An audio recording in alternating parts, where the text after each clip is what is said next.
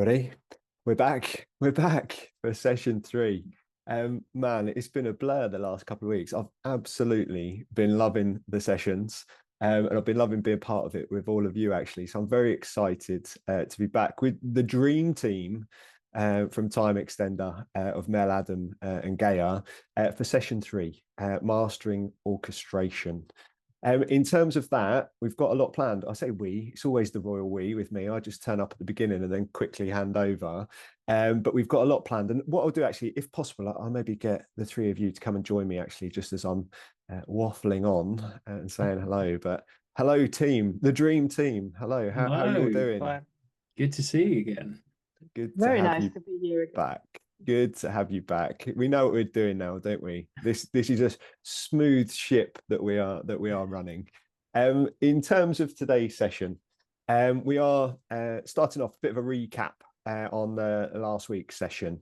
We're going to have a break, a bit of a quiz. We're going to be talking about scaling, data enrichment. Again, we're going to bake in another break. Mel loves to drop us out for a little coffee now and again. There's going to be interactive Miro boards. We're going to have orchestration demos, and we're going to prep for session four.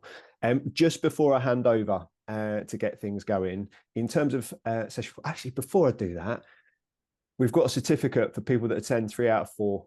Can I have a little show of hands in the chat? Whose is this the third session for? Who's been with us for sessions 1 and 2? And I'll maybe give you a couple of little shout outs. It's nice to know that you're on trend to make it happen. And just as you're doing that, session 4, I've not met Gunnar, but he has been pitched to me as a mastermind. I've heard the word mastermind several times now, and it is very much a situation, I think, where Gunnar is going to come in session 4 and absolutely put the cherry on the top of the cake. So it's going to be interactive. We're going to learn loads from Gunnar.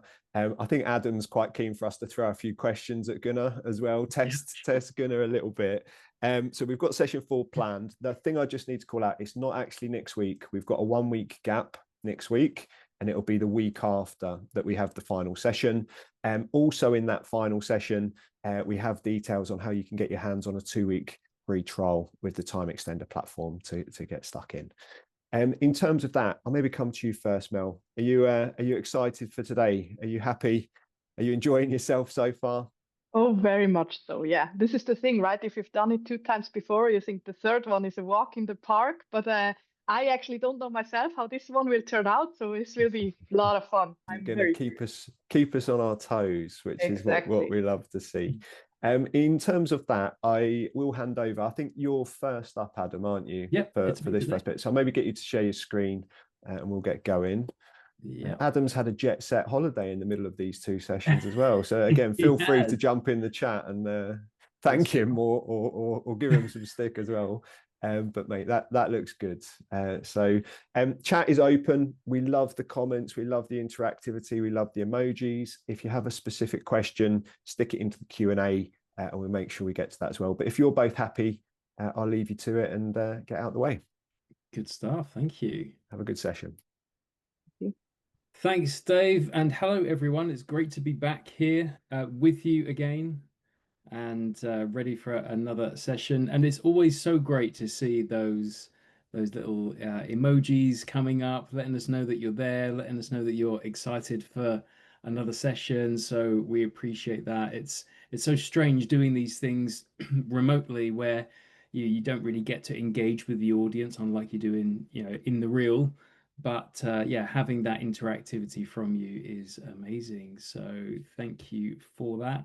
We're going to kick things off and talking about quality in the way that we've done so for the last few weeks now at the beginning of our session. And we're going to take a minute. And that minute is something that we do at TimeXtender ahead of every large meeting, both internal and external, just to allow people to come together, to land, to focus, to gather our thoughts and just kind of be present, ready for what's to come. So I'm just going to ask you all just to take a minute now before we begin. Thank you. Thank you, everybody. That's great. Hope you're feeling focused, prepared, ready for another couple of hours of talking about data quality with us. Actually, Adam, something I realized, that's a stranger thing to take a minute of silence when you're the only 2 on camera. Yeah. So when you do it with a company, you see everyone closing their eyes and it's just natural. But when it's just, us two on the camera, people that come That's in later right. are just asking, what are these guys doing? So I'm that's something I glad you never were here. realized. I'm Yeah. glad you were here. At least I could see that you were doing it as well. Yeah, it's strange. But I hope that whoever was doing it with us, that it just gives you that nice sense of grounding and just getting ready for I what's. can read it, the chat already. That people appreciate it very Oh, much. you So needed that minute. yeah, Right, yeah, you're very welcome. You're very welcome. It's absolutely. awesome to do it. Okay, so today's journey, well, Dave set us up really nicely for this. So we're just going to go through what we can expect today. So we're going to talk about some of the things that we learned from session 2, and we're going to talk a little bit about scaling with Gaia. We've got an orchestration and automation piece coming up. Then we're going to look at the importance of stakeholder communication as it relates to data quality issues, and we've got the opportunity for Q&As at the end and the stitch gunner up section. So, and as Dave said, we're going to sprinkle in quite a lot of some breaks, some mirror board activity, and also a little quiz in there because we like to keep things super interactive. So let's just have a little recap on session 2. I keep wanting to call it season 2 for some reason, like we're in a TV show or something. This would be episode 3, Revenge of the Sith.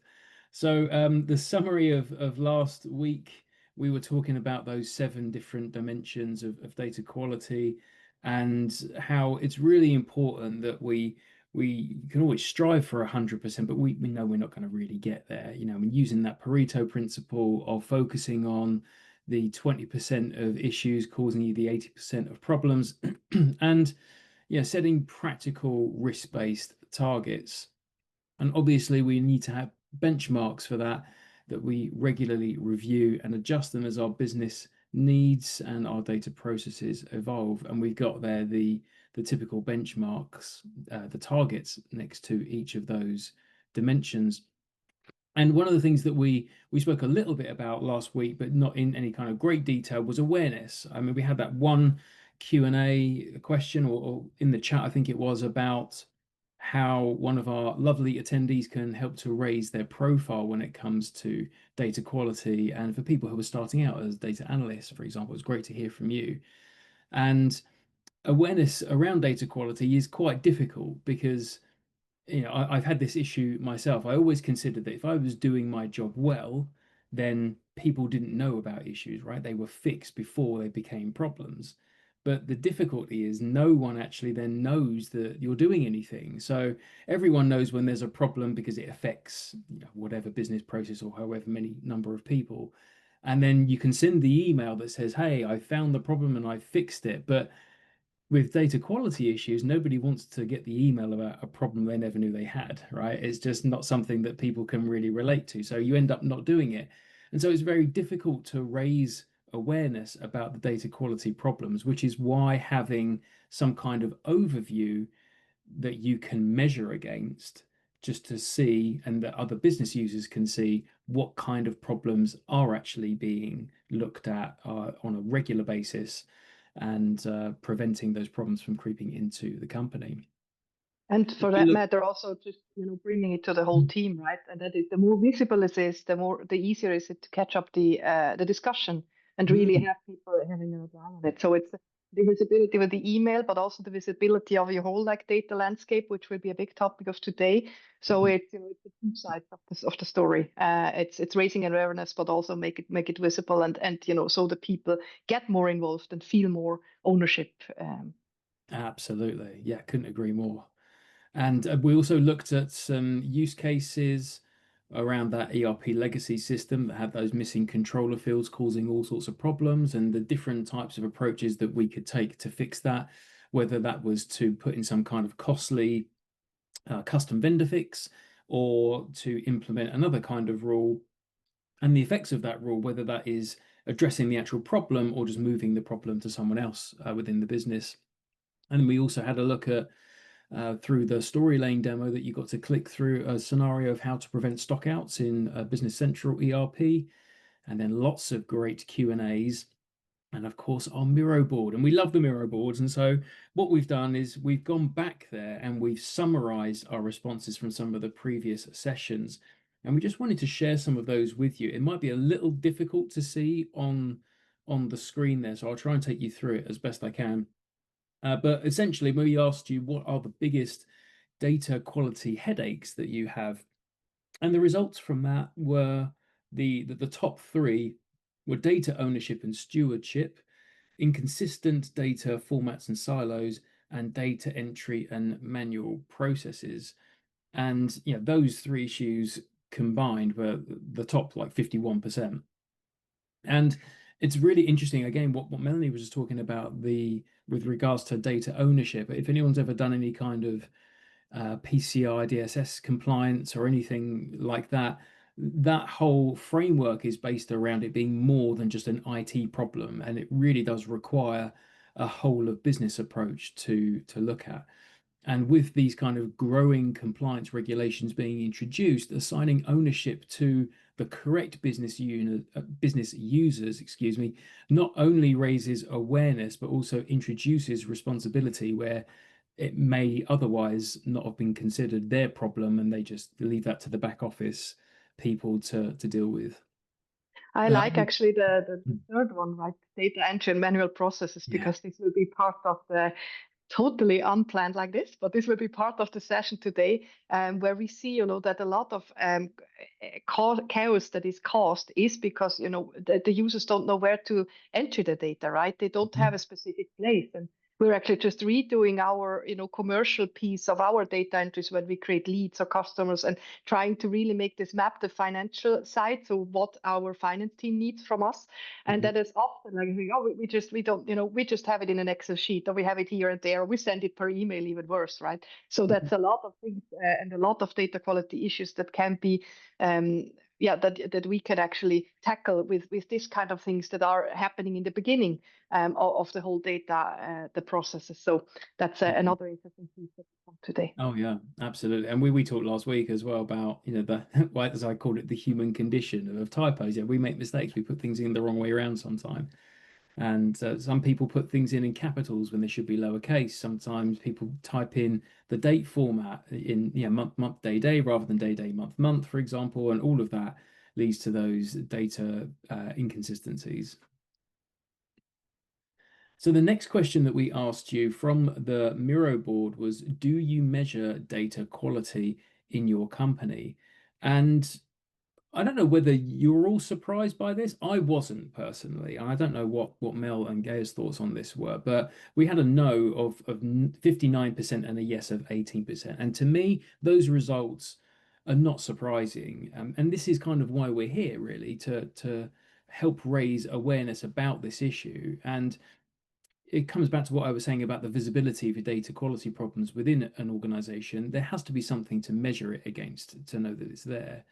Now, a lot of companies don't know that they've got issues because they aren't actively tracking for it. Or again, it's the one person, that was me, who's in the back office who knows about this problem but fixes it before anyone notices or complains. So you end up having these little kind of siloed responsibilities where they know that they need to cleanse the data before it goes downstream, but that's not known to a wider audience, and therefore it's not measured. And then we asked you, who is responsible for correcting data errors? And it would be absolutely great if the source systems could just pick these up, but it's just not going to happen, unfortunately, unless you're paying for very expensive software or you're writing it yourself. Implementing these changes at the source system is often beyond the means of most people or most organizations compared to the level of benefit that they bring. And so we've got the top two of being responsible as IT data engineers development team or the business data and record owners. And I was thinking about this question after we posed it, and I wondered whether the answers would change if we were to say who is responsible versus who should be responsible. Yeah, wonder if you've got any thoughts on that, Mel, before we move on. I'm quite sure this would look completely different. It's kind of the same, that we're going through at the moment, because everyone thinks, well, it's the data engineers that should be, holding the data, and of course, in fact, it shouldn't be. So even when we have, the responsibility for the commercial team, for example, it's highly dependent, which part on the commercial team. And I necessarily don't want to be responsible for everything that marketing needs, because they know it much better, right? So I guess the further away you go from actually the people really working and putting the data entries in there, the more the confusion, or the bigger the confusion. So it should be the ones that knows the data set inside out that should hold the ownership. Then you have the least errors, of course. Yeah, completely agree. And I just noticed here in the chat, Oscar saying that they didn't realize that so many others have the same issues we do. And I'm really glad that you've mentioned that, and hopefully that makes you feel a little bit better that you're kind of not the only ones. And this is such a widespread topic. It's just not very well discussed, because I think there's a lot of stigma around it as well. Having poor data quality somehow leads to what is seen as a lack of competency. No business has 100% clean data, and if they do have it, they are paying an extortionate amount of money to achieve it. But through all of the different dimensions that we've talked about, it's natural that there are going to be issues that need to be looked at. So I hope that does make you feel a little bit better to know that you're not alone, that this is actually very, very common, and that the mindsets around data quality are actually very common as well. So we took some of the Q&As that you gave us on the Miro boards, and we transposed them into our session for today to go through. And I just wanted to take some time. We touched on a couple of these, but just to go in a little bit more detail about this. And we just want to take the first one, for example. I'll read it out in case it's not very clear to see. We always believe the validity checks should be as close to the source as possible. So checks in the input field if possible, instead of checks later on in a database. What's your take on this? My take is 100% agree. If you can change your front end system and where those input fields are and create a rule around that so that the problem never actually exists, that is absolutely the best way to do it. Unfortunately, for the reasons that I just mentioned, that's often out of reach. So we have to implement some other checks, but absolutely always make the changes as close to the source as possible. And I've done it the other way around, right? So this is a bit of a do as I say, not as I do kind of approach, where I've created, oh gosh, probably around 60 or 70 different Power Query based reports that individually query various data sources and combine data sources together. And that means that you have 60 to 70 individually hard coded reporting systems effectively. And the best way to overcome those kind of challenges of having to manually hard code is to have a central system that you can then apply those changes to once, closest to the data source as possible, and then everything downstream from that then gets the benefit of all of those changes. So yeah, we would absolutely agree with that one, and that one gets a nice green tick. For the second question, again, I'll read it out. It says, choices in the past create problems in the now, like reusing, I think this is customer IDs.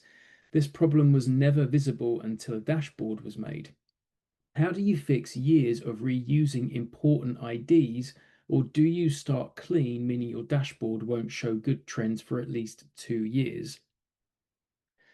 So this is a big one, and I thought we'd just take a little bit of time just to go into this one, because reusing customer IDs can be problematic. But there are also cases where that's allowed. So for example, in telecoms, the telecom operator would buy, let's say, a block of 1,000 phone numbers that they're allowed to operate on their network. Now, those numbers are finite and they need to be able to be recycled. So it's completely reasonable that something that would have like a primary key, which is like a unique identifier being the phone number, would be passed around to different entities. So the first question that I would ask is can the customer ID be reused? Is this allowed? And if the answer is no, then we need to implement controls which block or at least alert us to the fact that there is more than one. And we would do that, for example, using a data quality rule that counts the number of unique customer IDs and creates an exception and tells us about it if that count is greater than one, right? Nice and simple. Now, if the answer to the question of can the customer ID be reused is yes, then you're going to need a product that allows you to have effective segregation of the data, right? Now, in TimeXtender, we would use our data enrichment platform for this, which would allow you to merge all of the records into a master source, which then becomes the authoritative source, if you will, for all of your customer IDs. And you would then enforce unique identifiers on them to preserve that segregation. So to dive a little deeper on this, I created a slide. And I just wanted to show you some of the pros and cons versus the two approaches of either fixing the historical records or starting clean. So on the fixing historical records, well, the pros, it preserves that valuable historical trends and analysis for dashboards and reporting. It helps to improve overall data quality, leading to better decision making, customer service, and compliance, and removes duplicates and misused fields, which enhances data reliability. But of course, there have to be cons. And the cons are it can be complex, it can be very time consuming and extremely resource intensive, especially if the data issues are widespread or deep rooted. There's risk of inadvertently altering data integrity or misrepresenting past realities if not done carefully. And it may require significant documentation and communication to ensure that the users understand what was changed and why. Now, starting clean, the pros for that, it would ensure a fresh, an accurate and consistent data foundation moving forward. It'll be simpler to implement with fewer legacy issues to address, and it would reduce ongoing maintenance and confusion from any legacy systems.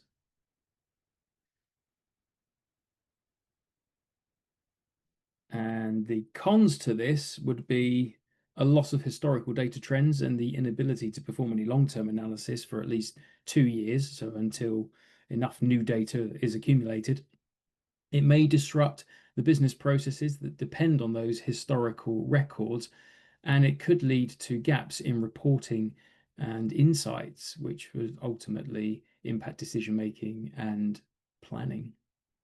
And just a couple of additional considerations here. In terms of business value, fixing historical data is most justified when your business relies on long-term trends or compliance, or when data quality issues directly impact operations or the customer experience. But there's also data integrity to consider. So the more you manipulate historical data, the further you may get from the original reality. So again, changes should be really carefully documented and limited to what is absolutely necessary. It's really important that any changes to historical data are very clearly communicated to all stakeholders.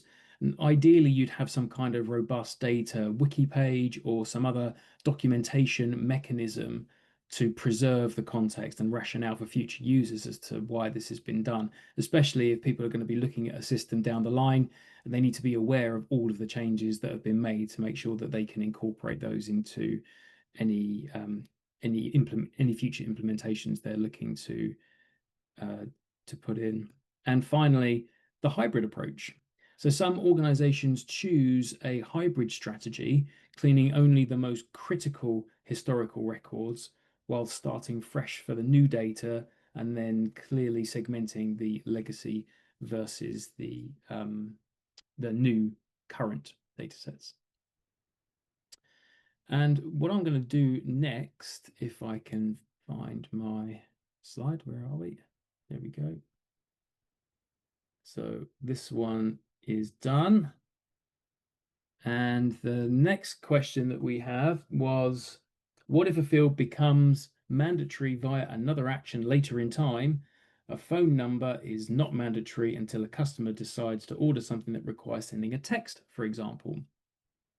We spoke about this briefly last week, and ideally, again, the controlling system would only allow communication via phone, for example, if it had the necessary fields populated. I think I gave the example of a customer who wants to pay by direct debit, you can't select that as a payment method until you've proven that there's the details that are in the system already and that they're valid before you send the bill out. And what I've done is I've actually recreated this problem slightly with the help of our data integration, our data enrichment product, just to show you. And I'll just switch my screen so that you can see that.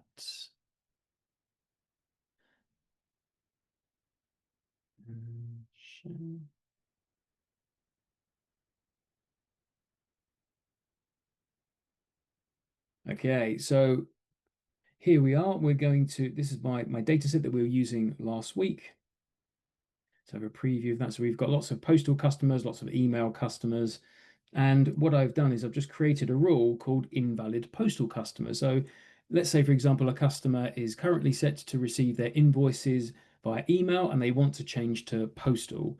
Well, we need to make sure that everyone who's on postal as the method has not got any data quality issues. So we add these conditions. We just say that we need to make sure that all of these address, the city and the postcode fields aren't blank. And if we do a preview of that, we can see that we've got these customers that are set for postal that all have issues. So this one's got a missing postcode. So does this one. This one's a missing city. This one has address line 1 missing, for example. And then we could tie other rules into this as well. So we could say, do a one-time check like this to give us all of the records that we know about. But then we could also implement a rule that says, give us all of the records that are within 30 days of the renewal date to help us keep on top of things on a regular schedule. Now I have to switch back again. Hang on, there we go, back to my slides. Okay, that's the last one. Now the last one. What do you do when a department changes its name? How do you report on history data? And this is something that I've come across before, and it's very difficult. Again, thinking about the telecom space, when you've had a customer for the last 20 years, and you say, okay, well, there's some kind of issue dating back several years. What's the address? And you go into the ERP system, and the ERP system says the address that they've got right now, and they say, well, no, we changed, years and years ago. What was the address back then? And if you've got no way of capturing that information, then your only option is to take regular exports of the data every month and then store them in a separate database by month and by year so that you can go back to that point in time if necessary. But there is a better way of doing that, which I really wish I'd known about before I joined TimeXtender, and that is a way of capturing slowly changing dimensions of your data. And we're going to have a little bit of a segue here and talk about our data integration product, which Mel and Gaia spoke about very briefly in session 1. It is one of the components of TimeXtender's holistic data suite, and it's a metadata-driven low-code data fabric builder. Well, what does that mean? Well, essentially, it means that we've got 3 layers. We call them instances. And the ingest instance is where you would go and get all of your data sources and you would centralize them into one repository, so like a data lake. Then you would move data from that data lake into your modern warehouse, which exists in the prepare instance. And that's where you would apply your business rules, you create your single source of truth and apply any transformations. And that's where we would look at these slowly changing dimensions. And then finally, in the deliver instance is where your semantic models, your deliver endpoints for your business users to consume their reports from. And that can be, Tableau, Power BI, Click, REST APIs, CSVs, all that kind of good stuff. So what I wanted to just show you very quickly, so I knocked this up last night and I thought I'd do a little video just to show how we would approach this in TimeXtender with some of the customers that we were looking at last week. So here we are in TimeXtender Data Integration, and we're just looking at our list of customers. This is my favorite one, if you remember from last week, Oxford Instruments, which had to be slightly altered for legal reasons. And we can see here that we have only one record for them.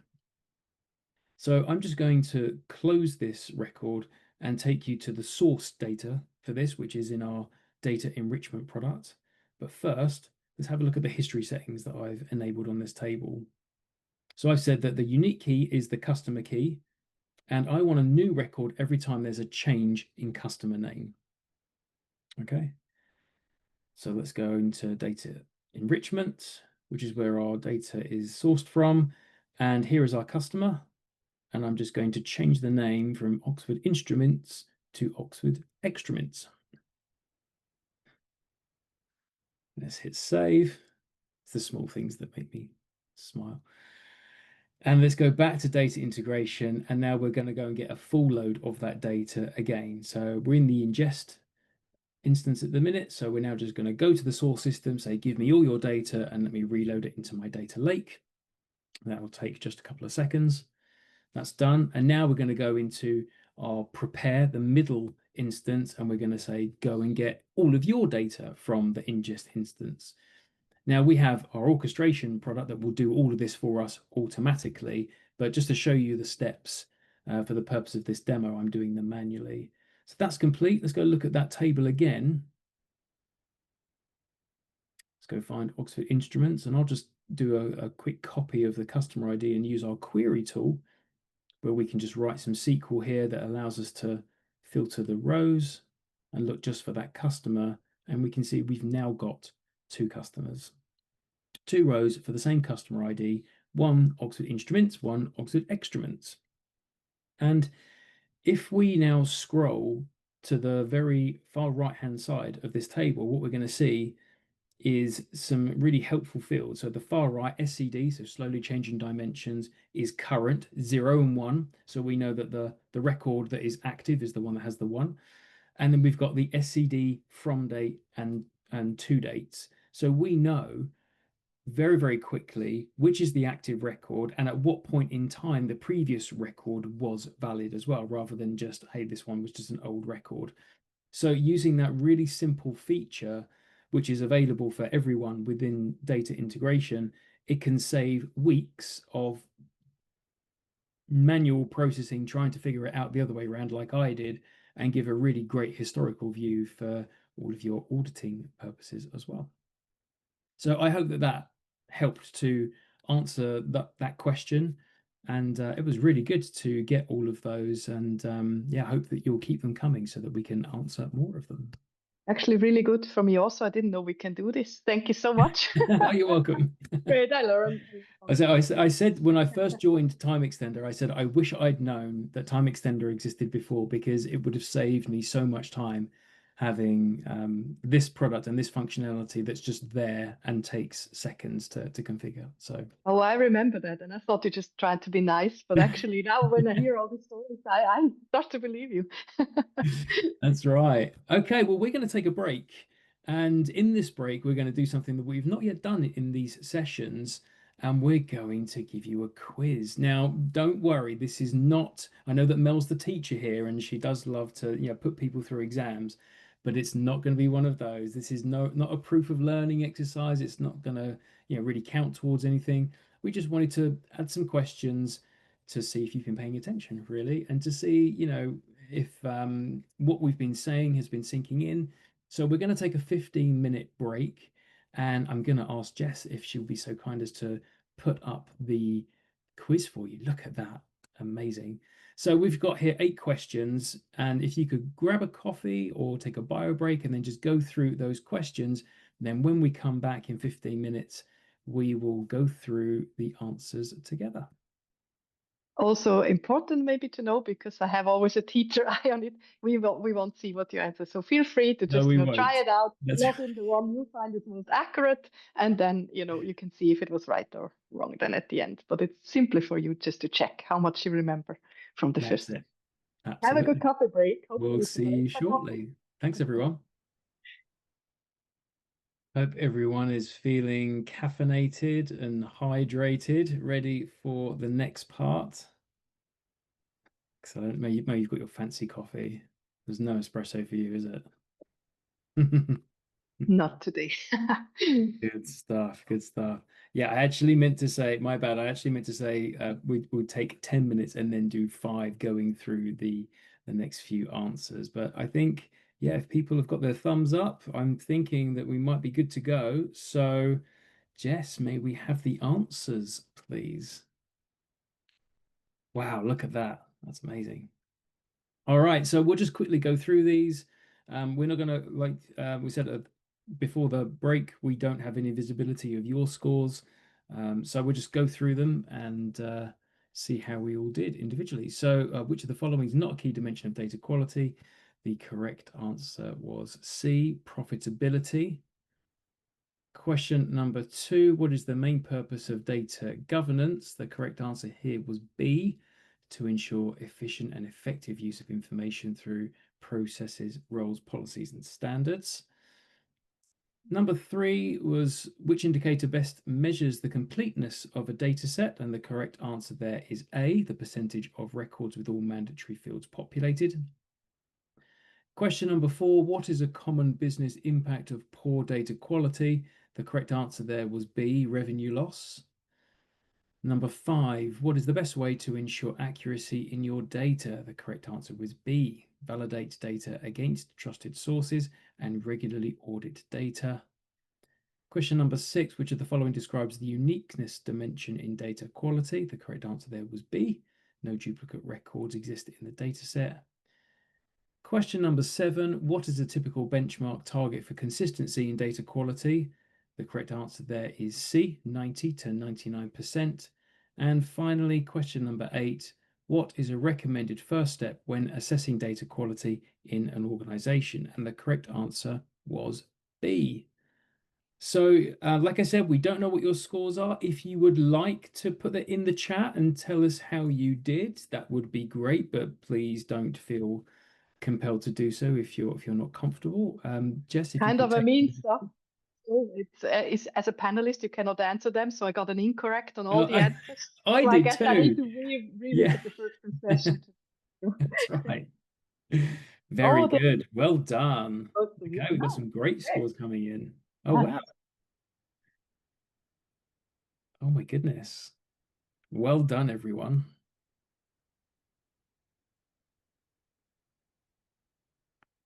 Very good. There's somebody also asking about access to the recordings. I think, I guess we take that at the end, right? David can certainly Yes. answer that. Yes. Yeah, absolutely. Brilliant. Oh, wow. Some of you, 100, 8 out of 8, 6 out of 8. Good scores, everyone. Well done. That's very cool. Well, thank you for indulging us in that little bit of fun just there while we were getting our coffees. We're going to invite Geir to come to the stage. He's hanging out in the green room all by himself at the minute. So yeah, welcome, Geir. Thank Good to you, have you Adam. back. And we're going to hand over to you now to go through some scaling. Over to you. My screen. Yeah, I want going to talk a little bit about scaling when it comes to data quality. And the first rule is start small. Start with one business area, department, or data set, or yeah, at least it's small. Not perhaps not a whole department, but it depends on your business and size of it. But at least start small, and then focus on the high risk for a company or the most value creation. And when you expand, keep the focus on the risk and the value creation, and also about the available resources. You probably don't have unlimited resources when it comes to data quality projects. So it's wise to use them in areas that means the most for the business.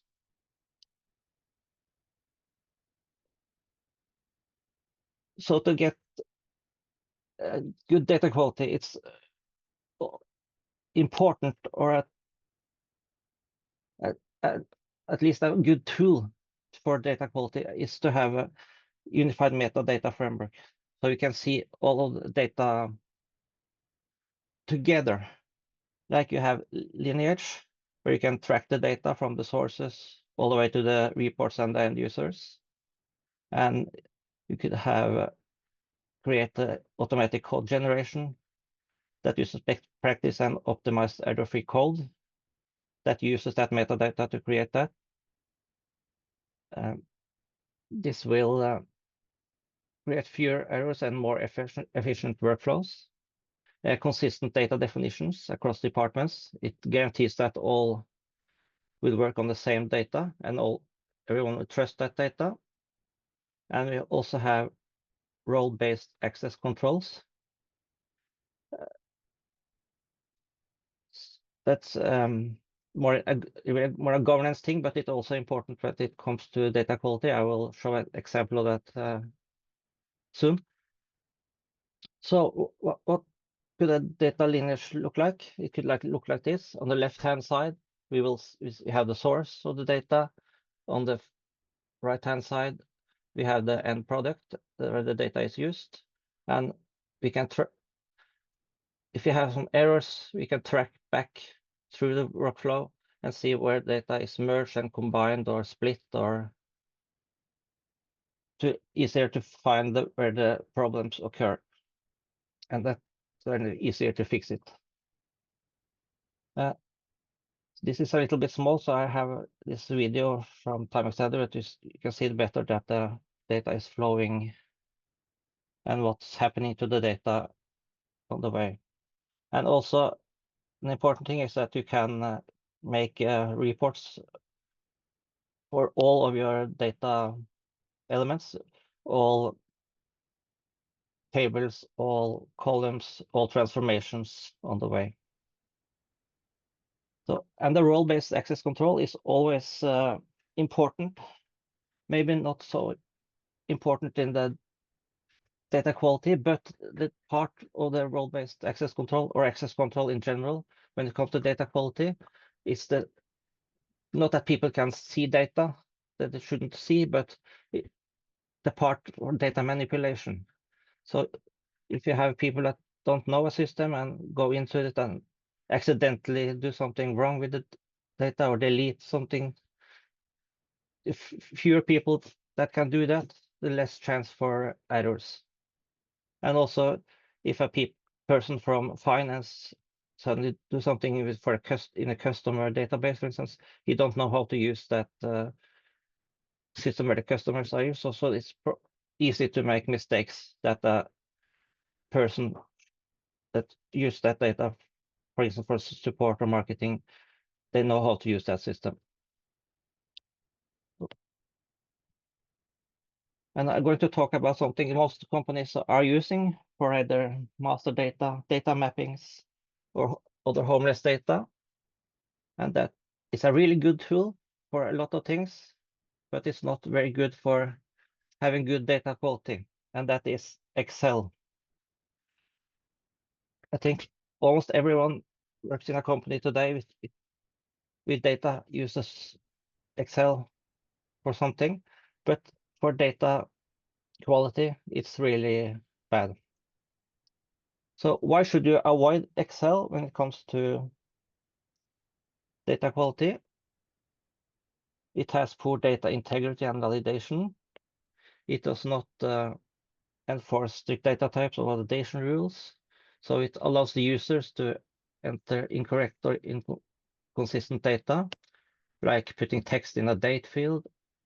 And this lack of control leads to a lot of human errors that goes into the system. Excel lack data integrity controls. Unlike databases, there are no relationships and like foreign keys. There are no checks for uniqueness or other complex validation rules. So data can be easily duplicated, it can be deleted or incorrectly modified.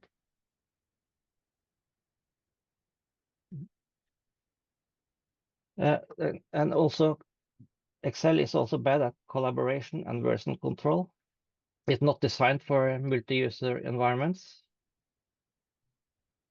So if two users are working in the same sheet in Excel, they can create problems when they do the same thing on the same data. So, and there also, the data can be corrupted and there is no version handling.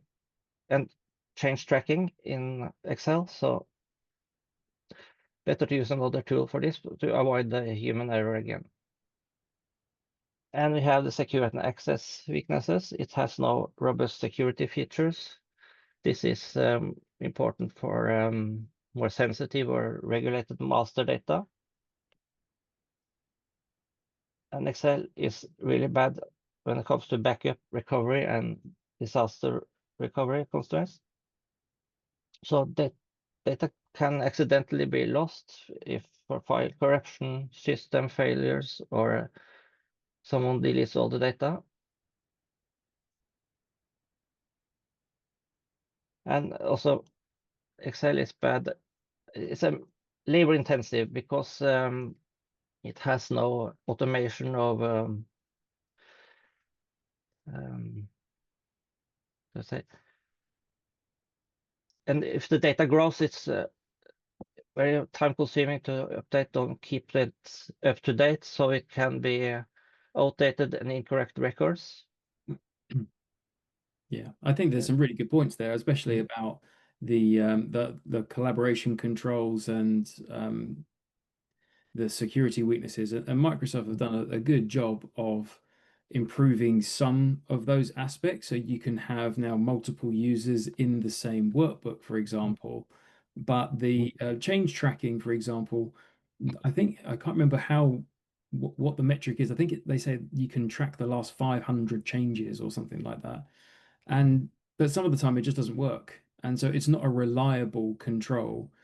It can be useful for seeing what changes were made in terms of cell by cell, but it won't show if you're using it for something like Power Query, where you are directly targeting Excel to a data source. It won't show you who refreshed the controls or who changed something within the language that sits behind it, which is Microsoft's M language. So it's a very basic tool, but it's where a lot of businesses tend to go by default because they have it, they're already paying for, a Microsoft license or an Office license or something. And so it's already there and it's been around for such a long time that it's backwards compatible. But yeah, we're absolutely seeing more and more that some of those more robust controls that businesses need to rely on, it just does not stack up when it comes to Excel and what it can offer. Yeah, and the reason why man uses is that you said everyone has a license, and it's been around so long, and everyone knows how to use Excel. So it's instead of a data management tool that needs some kind of training, and yep. So that brings us over to you, Melanie, about a little bit of data enrichment. Exactly. And I actually thought that the chat will go wild after this when you say why avoid Excel, but it's not in general. We love that tool.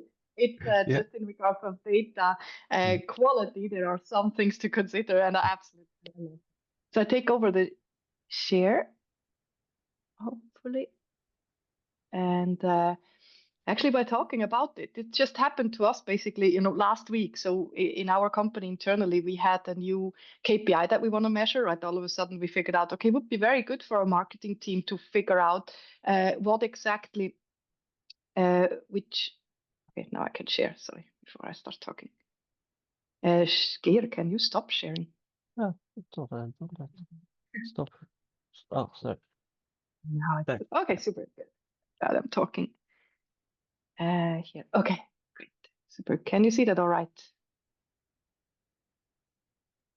Yep, looks good. Very good. So it actually just happened to us last week when we wanted to gather, all of a sudden there comes a new KPI that we want to measure. It's about how successful are our campaigns with our partners. So we basically just get a numbers back from partners at the data quality workshop. That was, we handed, we got 3 hot leads out of that. So this is a bare number. And then what we do when we get this per email, we just the first thing I open Excel and put it in there. So that's just the first thing I do, right? Because I love Excel and it's great. And then all of a sudden I realize, okay, but maybe our marketing lead also needs to know that number. So I take this Excel and send it over to the marketing lead. And then all of a sudden, but I have another campaign. So good. Then at least we put it on SharePoint. So we have a kind of a shared way to work with. But then all of a sudden we realize, oh, somebody has been changing the number. So who was that? Who changed my number? All these kinds of things. And that's actually one of the birth reasons for our data enrichment tool, right? So about 20 years back, every time when our BI consultants went out to a project, a data project, they realized they had this small missing piece, right? It's just a little thing that's missing where you can actually just capture some data that doesn't have any home, give the right users access to it, track the changes, and also just, it's also kind of a mapping mechanism. So they created this data enrichment, and I'm quite sure there are other tools also out there, but actually, the ones that are using this are just loving it, and I'll show you quickly why that is. It's basically the data enrichment tool captures everything from capturing data that doesn't have a home, map the data. We talked before, or we heard in Adam's example of a customer ID, right?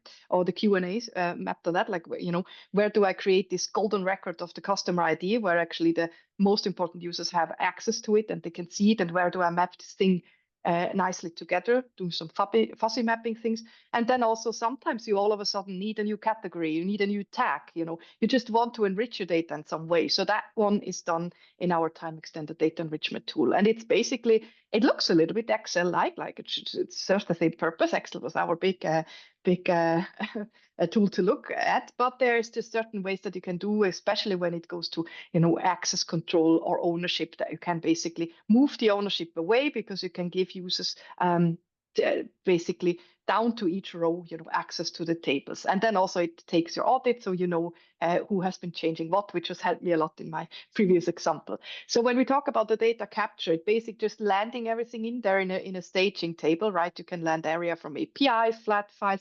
We actually also put in our Azure resources in there. We might get to this a bit later. And then it's a way of dumping the data in there and making it visible to the ones that need it. And then also just really create this when we talk about KPIs, forecast, all the beautiful things out there that do not have a good way of capturing it, you can use that one for. So regular price updates or CSV export that you can put in there from an external party. So to create forecast, sales goals, so all the things that you really never have a place to capture this, that can be in here. Sometimes you might want to add some specific things to your data. It's like different categorization, extra informations, right? We use it for basically mapping the products, the projects with the billing hours. So there's not really a system in our case to map projects. So we can kind of add the projects to the billing hours we spend. So there's a lot of times when you just want to, enrich some data and have just a more linear way of doing things. That can be, as you see in the example, customers that are categorized into sales regions. All of a sudden you might have a sub-region that you want to cover because you're growing that much, or product reporting that should go into your current business model to map this, or just actually it's also used a lot for accounts, like finances, right? As business grows, you get some different accounting or accounting keys that you need to add. And then also, as I said before, adding goals or targets then that is just consistently captured in one place. So that's the enrichment part. We also have hierarchies in here. If you have tried to do this in Excel, this is very hard to do. So we can kind of have these tree structures where you can basically create, here in the screenshot you see an income statement, and then you can basically split it down in where the income comes from, and then you can basically drag and drop this in here. So it's really also just an easier way of handling things that need to be done in a hierarchy, which is a bit hard to do in Excel. And then the last point is mapping. Adam has talked a lot about this. So if you map different data sources and you want to have like a single a golden record basically, or 360-degree view of your customer, for example, or your products, you can load it in here. You can fuzzy map things, and then you can have it take this as a single source of truth. Basically just combine every different kind of data sources and map it into one. So that's also what our enrichment can do.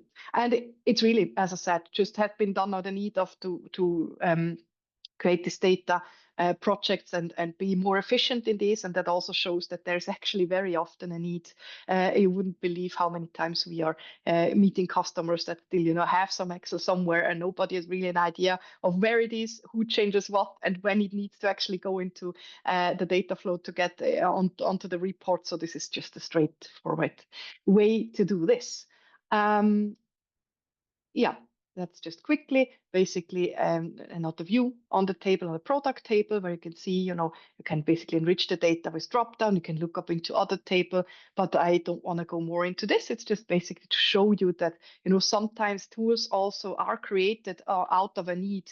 You just see are lacking or are needed actually when you want to create data projects that really need a good way of create a healthy data, making things visible and moving the ownership over to the users that are needed in this case.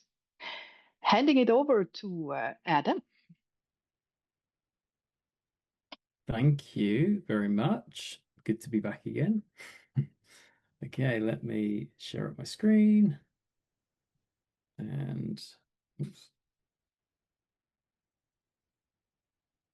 Yeah, so just on the back of what Melanie was talking about there with our data enrichment product, you've got really two approaches to this kind of application. You've got customers who are either very structured, so they're using, for example, Excel. They are, sorry, but unstructured. They're using Excel.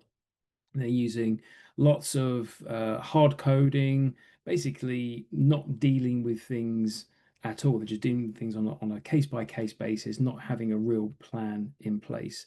And then you've got your fully structured customers who either have some kind of fully fledged MDM solution, Prophecy, TIBCO, IBM, and we really see that data enrichment sits in the middle.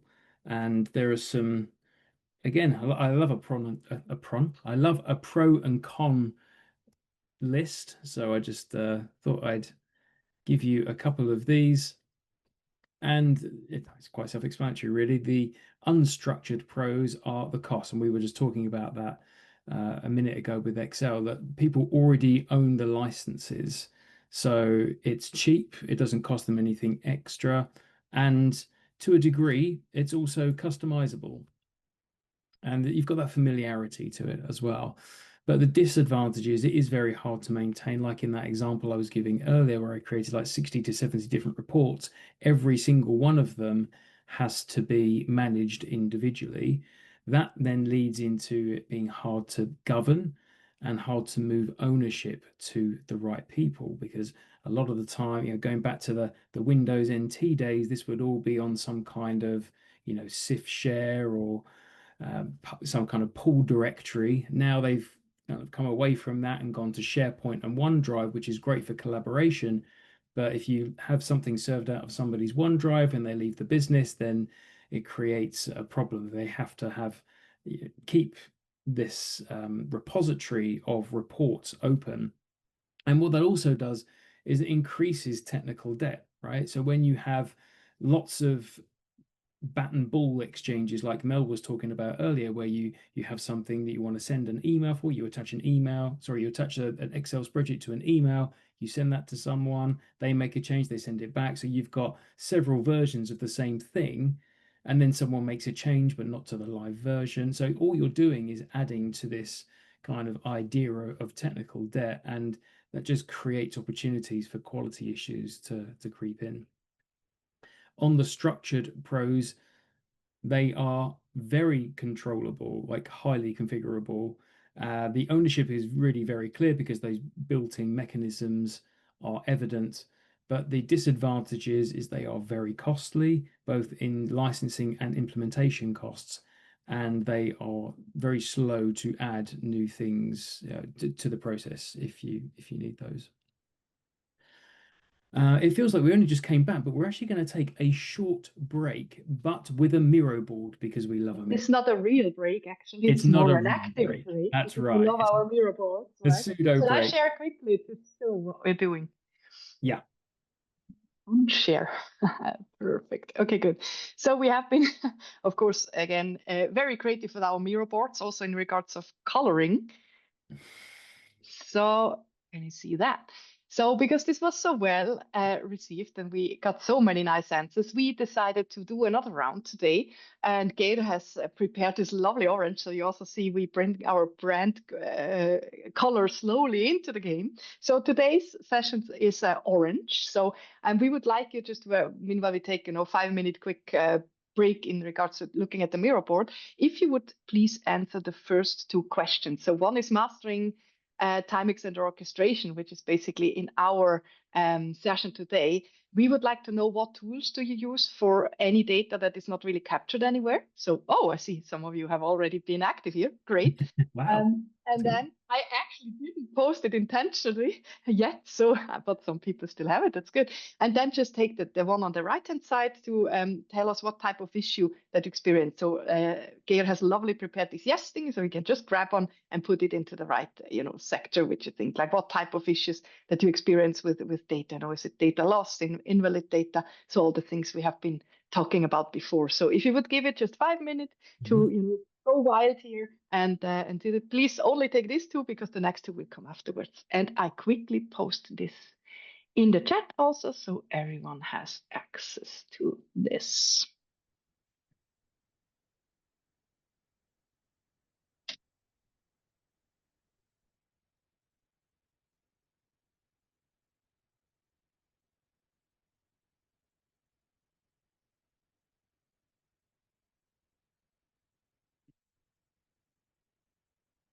Just for the fun of it, I think I leave this mirror board up there. It's so nice to see it. Yeah.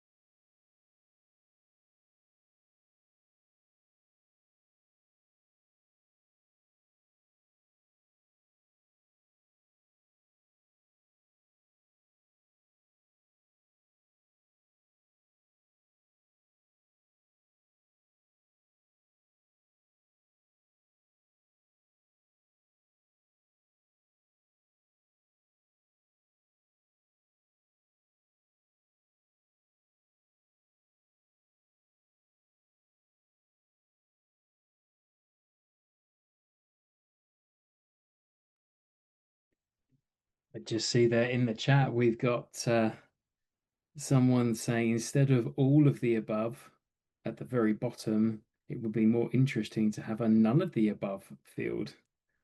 That's quite daring. So I think if anyone is in that category of having none of the above, feel free to take one of those post-its and change it to a no. Drop it in that section so we can see. Clever you. Yes, that's a great idea. Very good.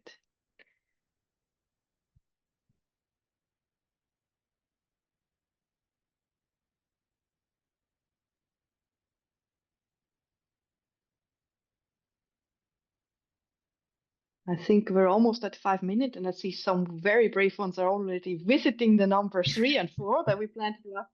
I will take it over. Please feel free to just stay in there if you want to. But I would quickly talk to you about, the visibility of data processes, and would like to quickly get you through our orchestration piece, because I think it's a nice way of actually making this whole data quality, data processes, how updated my data is, how clean my data is. It just shows it in a very nice way when you can have a visualization of your processes in all time. And that's basically what we are doing with our orchestration map. So we try to show how updated your data is in any point in time, but then also giving the owners, or giving the ownership back to the business users, that, get with a very easy, understandable web view a better idea of how the data landscape looks like, and they can even run some packages from the cloud directly. So they don't need to always call the data engineer and ask him to, run some packages, because 90% of the time it's solved by just starting the package again, right? And all the data would load successfully. So of course you don't really know what I'm talking about yet, but let's get us to that one. We figured out that it would be good to have kind of an overview of, all different kinds of technology that come together in a big company, right? You might run some PowerShell script, you might have data factory pipelines, you might have, you use some Azure functions, you have commands line. So really a lot of different technologies come together in a data landscape. And with a orchestration map used by TimeXtender, you can basically show all the processes in a nice way and bring them basically together in a harmonious way. So you can see an all-time point of time how your data looks like, where some data loads are breaking, for example, where some pipelines are stopping. So just to basically create a nice way of visualize the whole data topic. And I know, Adam, you had something to say here, right? So feel free to speak. Oh yeah, just about how great it is in terms of the ownership and that visibility that we were talking about earlier with this kind of visual overlay and this web view.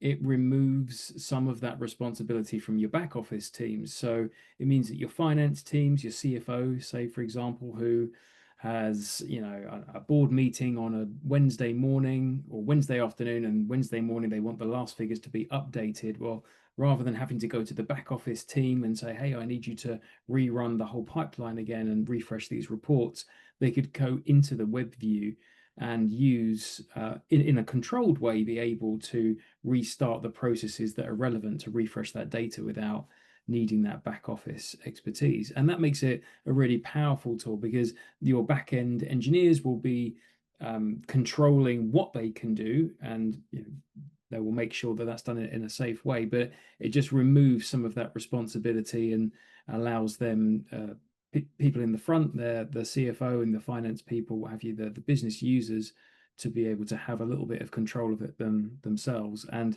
yeah, the data integration jobs, when I was showing you earlier in that slowly changing dimensions example about how we move data from the data sources to our ingest, our data lake, and then to our modern data warehouse. Those are all jobs that are currently handled through our orchestration platform. So as Melanie said, you get a nice visual overlay of all of your pipeline activities. And I think now we want to see how this looks like, right? So we are talking about something like that. And of course, this is a very simple orchestration piece of how we show it. But we have companies that work on that like years and years, and this is growing and growing. So we have companies that have this kind of bubbles that you can see that are green and yellow in my process map. They have, hundreds of these bubbles. And they basically just put down on paper how the data is processed. Like we have here a very simple sales models from the data sources to the data lake. lake, and then the data warehouse into some reporting layer. And you can see basically in all point of time how healthy your data is, right? So if it's yellow, that means it's outdated, and then that can have many reasons, right? Outdated because there was just a load that failed, or outdated because it couldn't run for a specific reason. You can also orchestrate this, so you can only load the data from your data lake into your data warehouse when all the data sources are finished. So that means, if that one is outdated, it can be that it breaks something before. So you can do all different kinds of orchestration in the background to show just, a good way and a good visualization of how your data is at any point in time. This one is our data enrichment, the tool we saw before. So I can just click on it and see, okay, something has going on there. I see the history and like the last execution, right? There has been something breaking in December. I can see the error log, which of course doesn't mean anything for anyone that is not really a programmer, but it's still good to, you can get it, and it's a great overview. But as a business user, even not understanding a lot about my data, I can basically clearly see, okay, I wouldn't necessarily trust my reporting layer now when I go to my investors, right? Because there's something shady going on here. So what I can do then, I can basically go here and run the whole process again. So I say, I just need this data to be correct. So I run it again. And my data engineers can, in the background, create a kind of an orchestration piece that everything that needs to be ready for example, the finance report or the sales report in this is connected. So if the business user would run this one, it would basically just start all the packages in the background again. So I can easily run this from the cloud. And as I said, a high percentage of the time, this actually solves the issue, and I can get the green bubble then. On the left-hand side, you see we can also start and stop Azure resources. So if you have the problems that you very often have a high amount or like a high invoice at the end of the month because you forgot to stop Azure resources after demo or after you have been at the customer, basically, you can just stop and start it here. And to link it back to the last session, you also have the data quality checks. So you get a bubble for, for example, these were invalid email address, and see, okay, actually, so this check has been run. So everyone knows about the invalid email address, that they have been cleaning it up. So I can make sure, here everything is on the right track. And I mean, it is, of course, a long process with somebody to build it up. But once this is up running, and you can give, the users just a URL and tell them, hey, log in and see, this is how our landscape looks like. Of course, this one is a simple one, as I said, and I see already something in the chat, so it will be good for session 4. So you can be guaranteed Gunnar can give you a much better one than I do. I wanted to leave it up for him also a bit, so he can shine. But this is a great way of, and it also starts a lot of discussions actually. So it's not only the data engineering team puts something together and then everyone gets it, but then what is actually this? Why do we take data from HubSpot also into like, what do we need that for? Or we have actually some legacy data sources here. So if you map this together, you see this also makes a lot of things clearer. And I get this a great way also to not only ensure the data quality, but also ensure just everyone is aware of what happens within the data landscape of your company. So that is basically a quick way to show you orchestration. But we leave it then for the next session to show you a little bit more about that.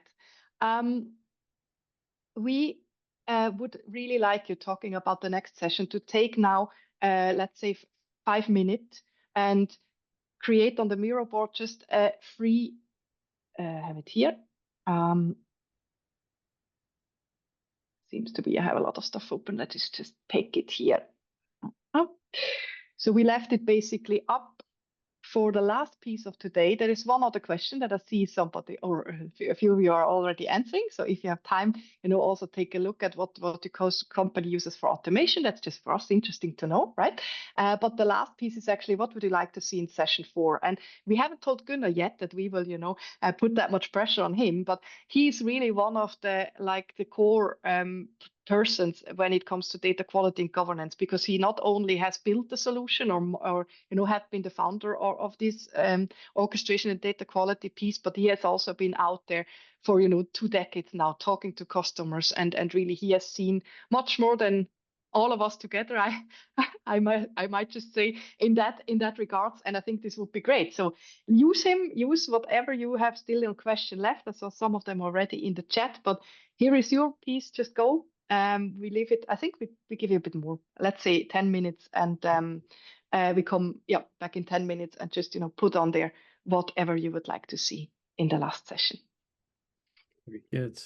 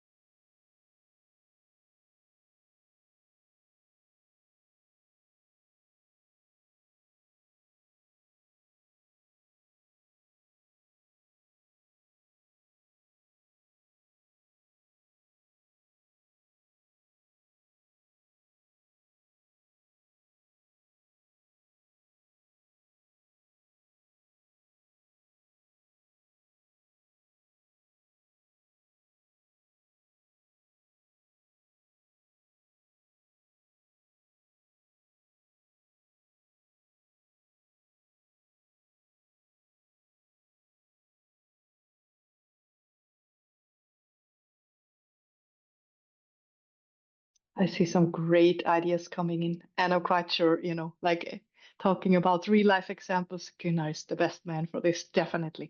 We give you a little bit more time. Geir, would you mind just taking over the share so you can then round up with the last piece? And I'll stop sharing now. We give you, I think it's good to give you a bit more time. So let's take, 3 minutes.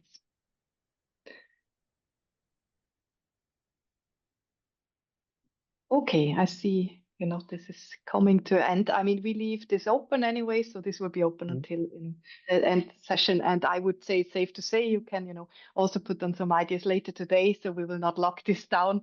So, Gunnar will also not prepare it right away. So feel free to just, post in some answers whenever you feel like, and maybe something pops up your mind. So you can just, go back to the Miro board and post it in there. Super. Over to you, Geir. Yeah, thank you. Yes, I want to bring it back to scaling again a little bit. So how do we scale in TimeXtender? We have dynamic resource scaling.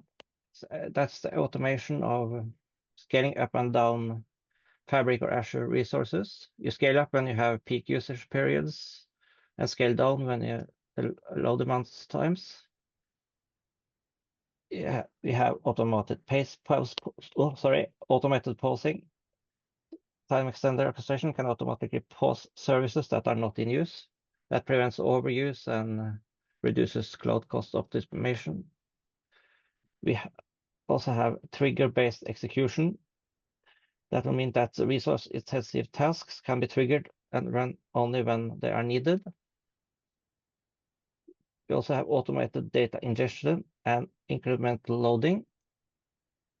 So we get high performance data flows. It reduces processing times and optimizes compute units consumption and ensure cost-efficient and high performance data flows. So just to show a little bit about this, Melanie showed this briefly in her demo. So you can have it in this process map. You can have this button to start and stop manually, sizing manually, or you can have it automatically done as a part of the complete workflow. And you can also do other tasks like cleaning up a data lake, starting VMs, etc. Yeah, let me just add to that.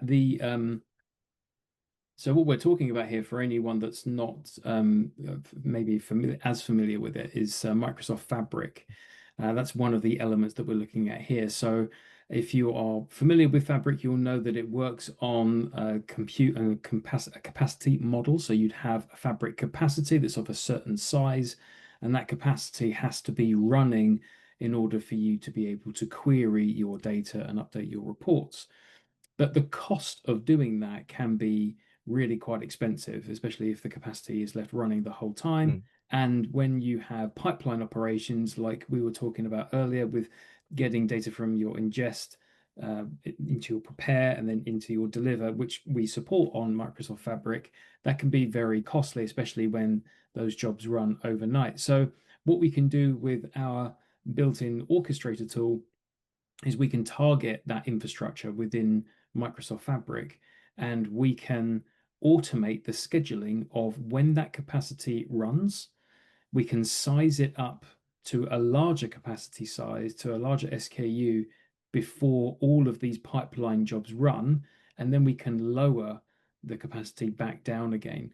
And then we can even pause it outside of office hours, like on evenings and weekends when there's no requirement for their reporting access, for example. And what that does is that it gives businesses really granular, fine-grained control over their Fabric costs, which at the minute are something that are unpleasantly surprising to a lot of people who want to get on board with Fabric, but are experiencing a lot of pain in the pocket when it comes to the cost of doing that. So what we're just seeing here on the screen on the left is actually two Fabric capacities. The NL is one based in the Netherlands, and the FR is a capacity based in France.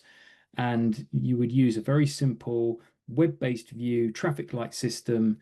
Press the green button, which means that the Netherlands one is currently on. And if we want to turn on the one that's in France, we'd press the one below, and then we can stop them and size them up and down, for example. And just very quickly on the right, this is actually for some scripts that we have. So PySpark scripts that are in Fabric, and with one click there that says clean, that's actually clean Lakehouse. So you can run automated scripts against that Lakehouse and controls any kind of virtual machines that operate within your Microsoft Azure environment as well. And again, Melanie kind of gave a little bit of a teaser to this, and I'm going to cover this more next week about our cloud cost optimizer and how this is a central part of doing that. But yeah, this is how you would use those controls in a nice web-based view. Yeah, thank you, Adam. We'll talk a little bit about stakeholder communication when it comes to data quality. So stakeholder communication is always difficult, at least if there are a lot of stakeholders.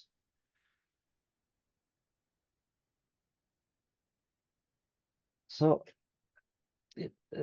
effective communication with stakeholders is essential for successful data quality management to ensure alignment and build trust. And maybe the most important is secure support needed for data quality initiatives to succeed. And data quality is a kind of different from all other data projects. For instance, a stakeholder that has responsibility for a CRM system immediately know if they need new features to upgrade the system or change to a new other CRM system. But their CRM system can work perfectly for their needs and use, but other places in the organization missing or bad data can be a big problem, but they don't see it because everything they do in their department or what they are responsible for works perfectly as intended. So stakeholder communication start with identify and understand the stakeholders. They could be business leaders, data stewards, could be external software vendors or external consultants. Understand the roles and interests in the data quality. And also important thing is to identify the level of technical expertise. A lot of stakeholders, especially if they are higher up in the organizations, are not very technical. So they have to tailor communication to address their specific needs and expectations. You have to establish clear roles and responsibilities. Who is going to do what? Who are responsible for this piece of the project and who's responsible for that? And you have to create some governance bodies like steering committees or whatever to be able to do this, go in the same direction and prioritize what to do first and second and third.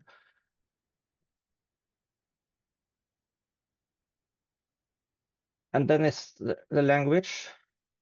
You have to use a clear language, avoid the technical jargon. As I said, a lot of stakeholders are not very technical. Use simple plain language. Not only talk about the problems, but talk about why this is important to fix and the benefits for doing this data quality initiatives. And also the choice of communication channels. It could be some stakeholders prefer email updates, others prefer meeting once a month or things like that. And also use visual tools to show the data quality and the problems. And by using these visual aids, don't overload them. Use more visual tools with less data than just everything in one piece of, in one chart or graph. And I guess I see it right, Yeah. right? That's a very essential, but also a very tricky part of the piece of the cake, right? Because it's you need to make this, you need to make the stakeholders aware of it, and still it's not a topic that it's just it's as catchy as AI or any other thing. So it's really this is a tricky part, and it's it's once you've done all the work and pre-work and you have created all these beautiful maps and visualizations, it's actually that's a hard piece. So don't underestimate that one.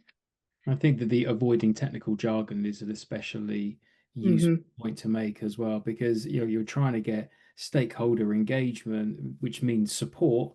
And you're not going to do that if you can't present a problem that these people can relate to. And using overly complex technical language to express the problem, it really needs to be connected to a business problem that they can understand in order to get their backing. So yeah, I definitely think that's a key point.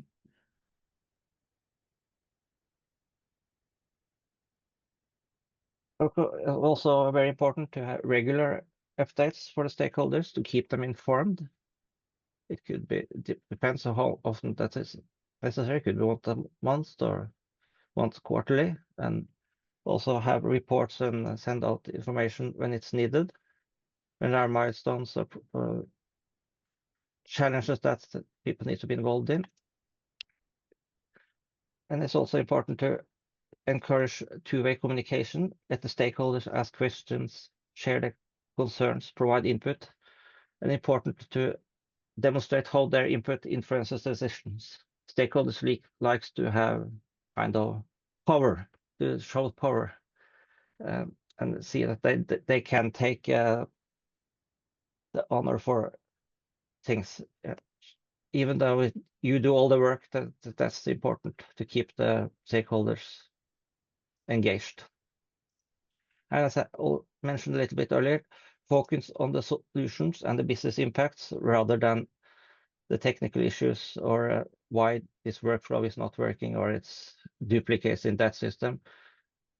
Just explain the why and reassure the stakeholders that and keep their confidence. And also monitor and optimize the communication efforts. You have to assess that regularly to see if it is effective. Does the stakeholders see your graphs or read your emails, or do they even show up for these regular meetings? If not, you have to change the way you do it and do it in a more effective way.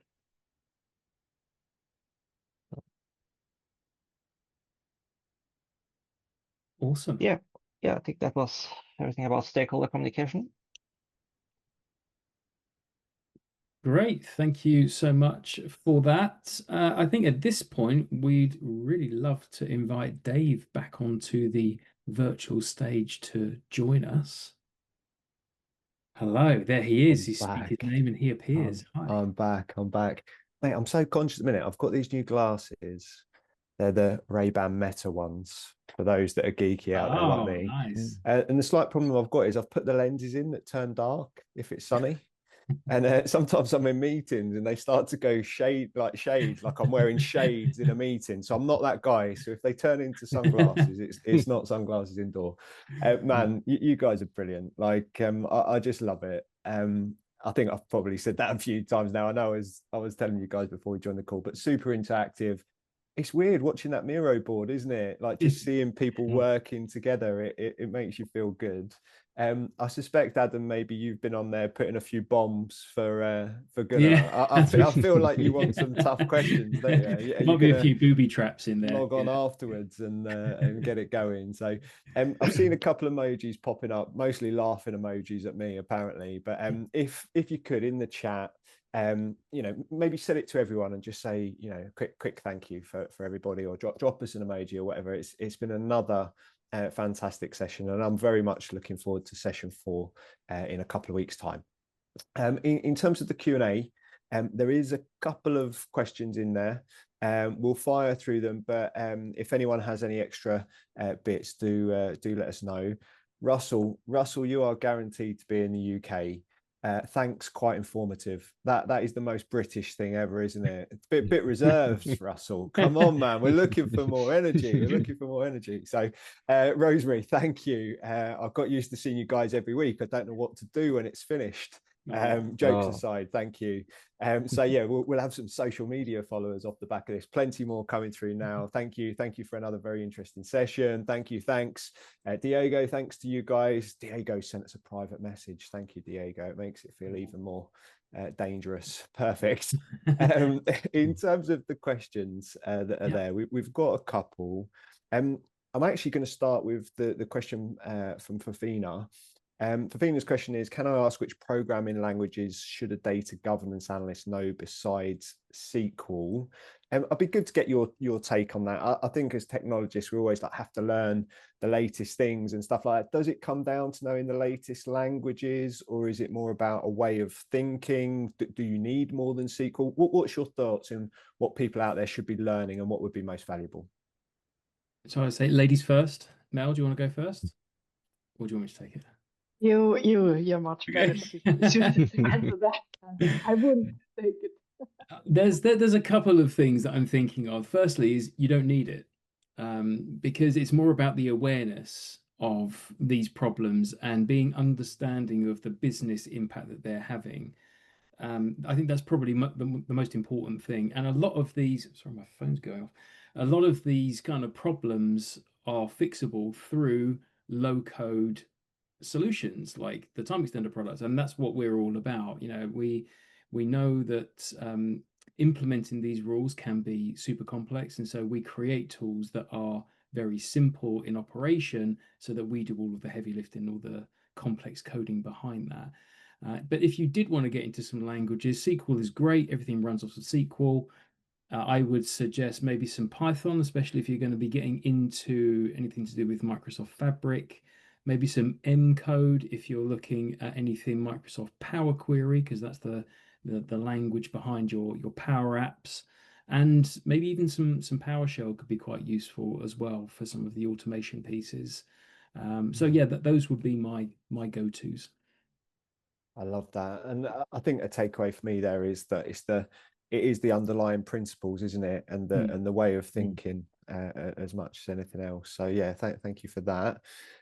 Next question there from Yadu. I'm keeping you on your toes by going bottom to top today. I don't know what's happened there, but Yadu's saying in light of LLM and SLM and MCP, isn't this all redundant? I think this was when we were talking about data enrichment and stuff like that, and you know, does that make sense at this point for you guys to jump in terms of how things are changing out there? Is it about that, or is it about data quality in general? I mean, it's a little bit non-specific. I mean, if it is, for example, about data quality, I would say that it's, you know, so LLMs, large language models, and SLMs, small language models, it's actually more important than ever to have data quality, because you have the whole garbage in, garbage out kind of concept. You know, I don't know if anyone's come across the idea of is once referred to as K-style economics, where you have like the letter K, and it's the idea that the richer get richer and the poorer get poorer. And this is a similar concept when it comes to data quality, that if your data is not good, then AI will do a really great job of accelerating it, but in the direction that you don't want. It's going to put it into the floor. Whereas if your data quality is good, it's going to go and help it to, I think actually that has been posted when I talked about data enrichment. I think I saw the question there. And of course, it is also for us to stay on our toes and really implement the solution. So in the older day, you did this enrichment just manually, right? So you have a new category, and then there was somebody there literally just, choosing from a drop down or whatever. But of course, as time goes, and we're also looking into ways of implementing AI, so this enrichment can be done, of course, much more automated. And so that's absolutely where the future goes. And this makes a lot of this tedious work redundant. You're absolutely right. Yeah. Yeah, I think it also could be a good tool to find problems or things that the human eye can't see or we can't find in a SQL and so Exactly. Yeah. I think it's definitely going to be using it in the right way, isn't it? I don't think there's ever going to be this catch-all, everything solved by AI, but as you say, Mel, it's using the right tools, building them into the products. And I know we talked in an earlier session, I've seen the TimeXtender product evolve over the last couple of years, and I have no doubt that your product guys have got a nice roadmap there to keep us all on our toes. Last couple of questions there from Michael.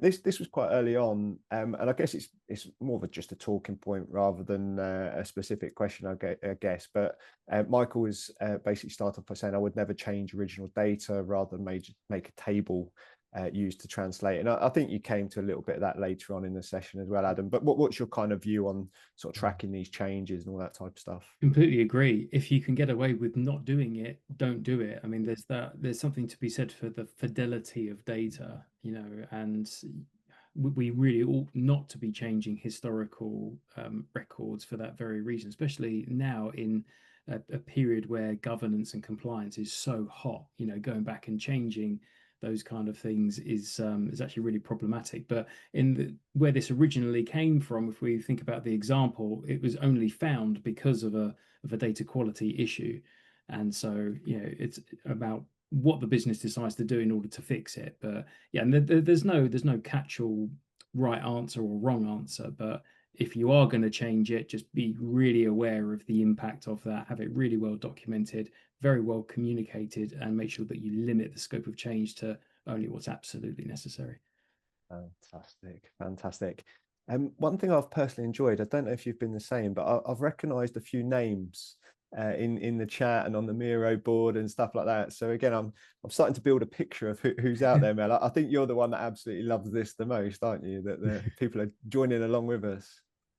And also, what do we do without you, right? So it goes both ways. That we have now joined 3 sessions together, and it feels like you kind of get to know a few names that pop up here and there. It's good, isn't it? So it feels almost like being there in person, right? And holding an academy in the room. It's definitely made all the difference coming into a very welcoming space. You know, great people, great attendees, super engaged and enthusiastic about it. So yeah, really appreciate that. Thank you, everybody. You did make me laugh, Adam, with that quiz though, because Mel was like, "There's no stress, it's a bit of fun," and you were like, "We want to know what you've learned." I was like, it's cool. So it was good to see that. I'm conscious of time. We will just quickly draw things to a close. So massive thank you for joining us. Looking at the Miro board, there has been some good suggestions, Mel. So was there anything on there that has caught your eye? Have you got any ideas where we might be going session 4, or are we going to all have to wait to see what that looks like in a couple of weeks' time? I can say that now, so Gunnar needs to execute it, but I think it will be a lot anyway planned, a lot of more hands-on examples and more like real-life scenarios, because he has been on so many great places and has, done the implementation from scratch so many times. So that will definitely be. Also, some of them wanted to see it in action, like the tool. I think that's Gunnar absolutely the right one to do this. So there will be lots of topics that we will cover, and I think it's great. Thank you so much for all the lovely ideas. So, and actually, I just wanted to give a quick shout out, because I did swipe over to the left there to the does your company use automation? And there's a number of people already using TimeXtender products in there. So yeah, I appreciate that. Thank you very much. And yeah, that's really great to see. Amazing. In terms of that, then, very much looking forward to seeing you in a couple of weeks' time. It sounds like we're going to have a very interactive session.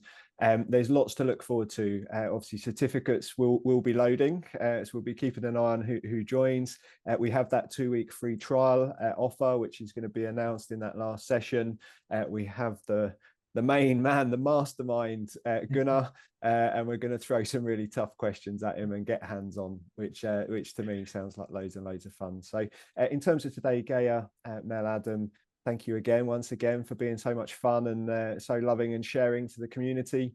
Thank you all for joining us, and thank you to TimeXtender for being really up for doing this. It's the first time we've done it, and it's great fun. So yeah, thank you all, and we'll see you in a couple of weeks' time. Awesome. Thank you, Dave. Thank you. yes, thank you so much. Bye, everyone. Bye. Bye. Bye-bye.